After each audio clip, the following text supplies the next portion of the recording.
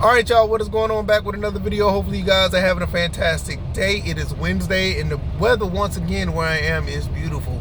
You know, I cannot complain, and hopefully you can't either. If you are complaining, you know, it's going to get better. If you're out here grinding, that's awesome. If you are maintaining, that's even better. And it's going to be all right. It's always going to be all right. With that being said, let's go ahead and get into the video. We're going to talk about some console war and how it's pretty much over. It's pretty much done. And we're going to talk about that and all the other good stuff.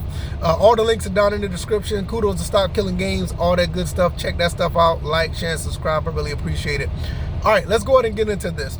Xbox, PlayStation, the lines are blurred. PlayStation already put out a job posting saying that they're going to pretty much, you know, hire somebody to help them put these games on other platforms. So with that being said, there's really no reason to pick a side. And at this point now, if you do have one of these consoles, is probably not a reason to get the other, unless if you just like the ecosystem and the platform. And I have both, you know, obviously, I mean, actually I have all three. I got a Nintendo and a PC, so I got 4 platforms actually. So basically, you know, Sony, Xbox, PC, Nintendo. If you were with Nintendo, you're pretty much still on that island, which is, you know, it's okay. It's no big deal, you know. I mean, you know, Nintendo still make great games in my opinion. But if you're on the other platforms that are moving over to each one, there's going to be a lot of crossplay and all this other stuff. I think this pretty much solidifies that everybody can play anything on everything. And I think that's a great thing. Now, for me, I look at it like this. I don't mind playing certain platforms for certain games. And this is where I feel like if you are going to choose, make sure you choose based on what you actually like to play on certain things. Like for me, I was playing Battlefield 4 and I'm playing other first-person shooters recently, and I still feel that playing those type of games are really good for the Xbox. And I mean, don't get me wrong, I like playing other games on Xbox, but when I was playing like the Battlefields and stuff, using that controller for me is actually pretty good. And I know some people say, well, you can swap controllers and this, that, and that. Yeah, I know, but I'm just saying in general, or basically, you know, that's basically what it boils down to me. Like, you know, first-person shooters, some action adventures, I do like playing with the Xbox controller. Now, for Sony, I do like some racing games. I like playing with some racing games with their controller. Like, I do like playing that. And some fighting games. I definitely love playing fighting games on those platforms and other arcade-type games. So that's where I, you know, basically stand when it comes to either one. Like, what games you like to play on what platform. And that's the way I roll as far as which console that I would play. But for you, I would say, like, hey, basically play what you want wherever you want. And that's basically what it is at the end of the day. And it's been like that with the whole console war situation from back in the day. You know, this was like this crazy thing that's been going on since like the beginning of the Xbox One PS4 life cycle. And it was kind of crazy. Even with the 360 and the PS3, it was there, but those consoles, you kind of knew what you was getting into either way. We knew that for the most part, Xbox 360 was the online console. You want to play online, go to 360. And PS3 had like the action adventure single player. And you know, they did their multiplayer too, but everybody wanted to be on the multiplayers on the 360.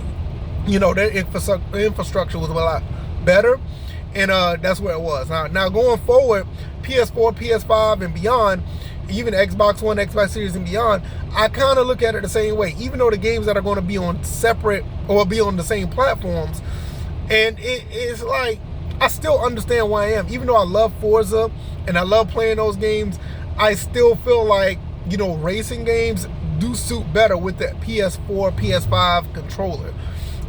But for the shooters, Xbox has always been good for that, you know?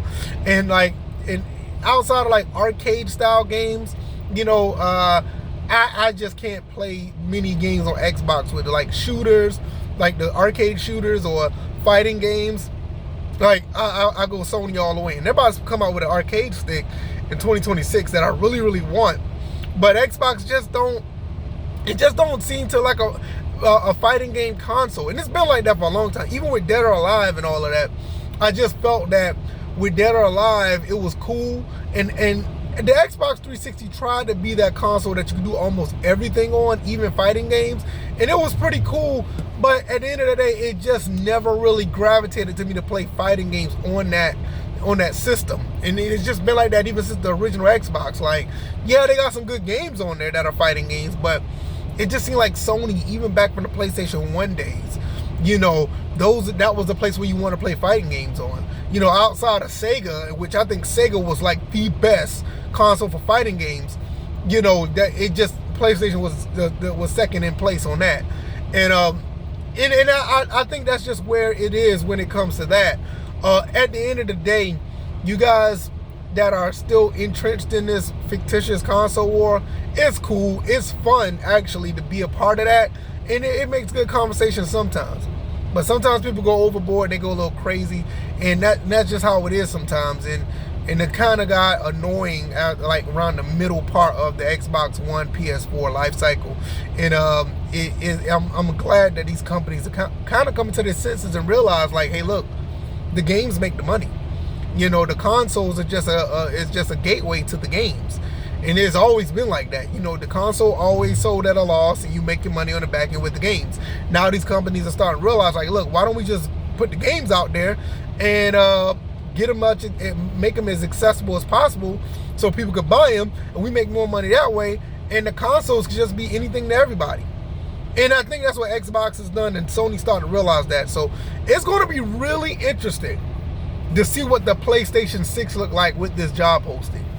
It's really going to be interesting to see what it's going to be like, because now you're looking at the PlayStation 6 like, all right, if you got this new position that you're trying to fill, what does that mean for the, you know, PlayStation 6? Because we already know what Xbox is doing.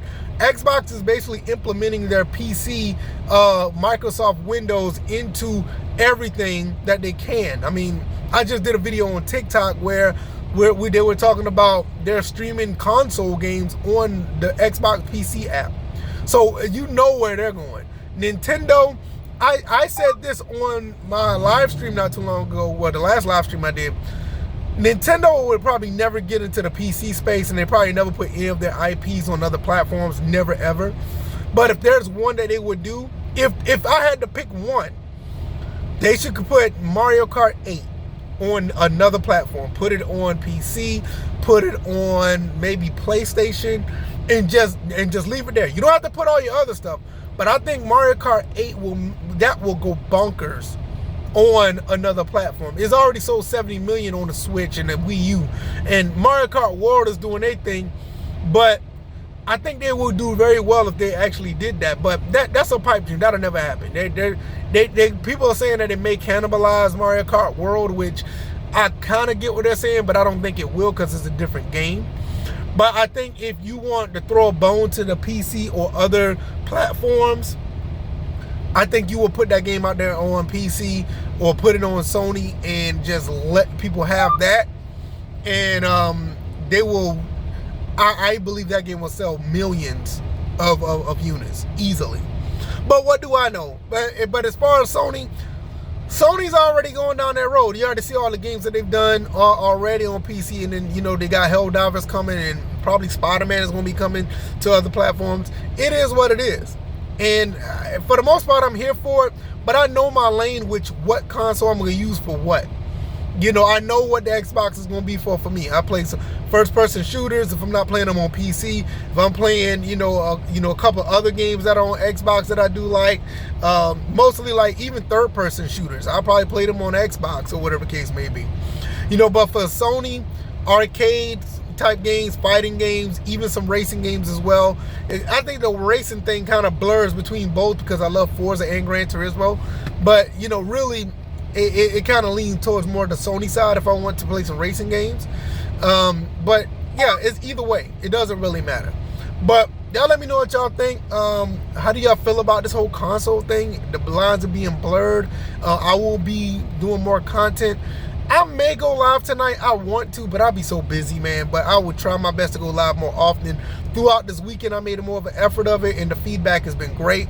But, you know, like I said, I'm out here on the grind. I be working, so it's not necessarily ideal for me to do it. But I'm going to have to make some time. But other than that, I'm going to get up out of here. Y'all take it easy, and I'm going to get back on this road. Y'all be blessed. I'm out. Peace.